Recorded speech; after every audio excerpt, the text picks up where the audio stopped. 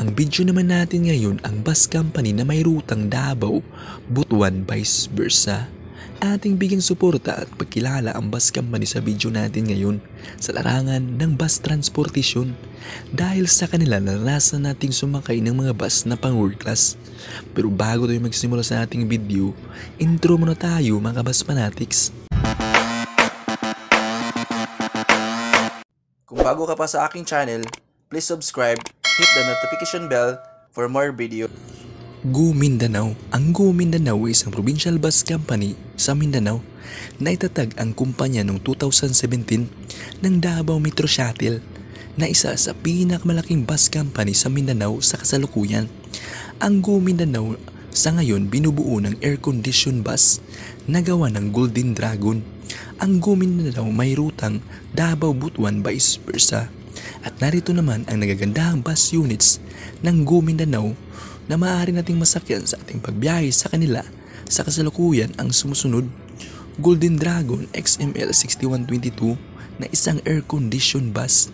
Davao Metro Shuttle. Ang Davao Metro Shuttle ay isang provincial bus company sa Mindanao. Ang nangungunang bus company sa Southern Mindanao.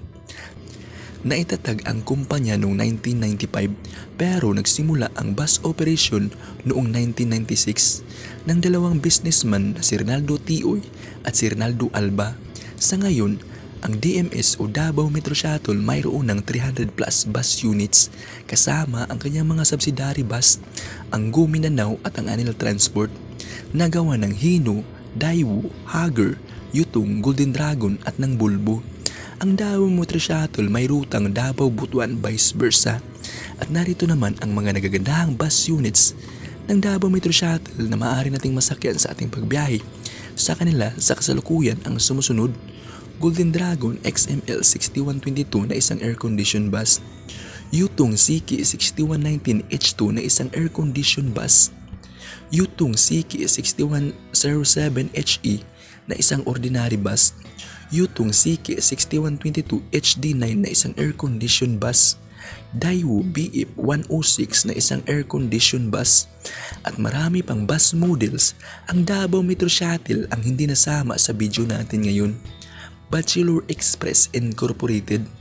Ang Bachelor Express Incorporated ay isang provincial bus company sa Mindanao. Ang kumpanya ay subsidiary bus company naman ng Yansun Group o Bus Company, ang pinakamalaking bus company sa bansa na isang Bacolod-based bus company. Ang Bachelor Express Incorporated, 30% ng buong ruta sa Mindanao ay pag-aari ng kumpanya. Naitatag ang kumpanya noong 1985. Ang Bachelor Express may rutang Davao Butuan vice versa. At narito naman ang nagagandahang bus units ng Bachelor Express Incorporated na maaari nating masakyan sa ating pagbiyahe sa kanila sa kasalukuyan ang sumusunod. Viking 11 Generation, ang kanilang sariling assemble bus at ito'y air-conditioned bus. Kinglong XMQ 6125 EY na isang air-conditioned bus. Yutong Siki 6127 HE na isang air-conditioned bus. Kinglong XMQ 6111Y na isang air-conditioned bus.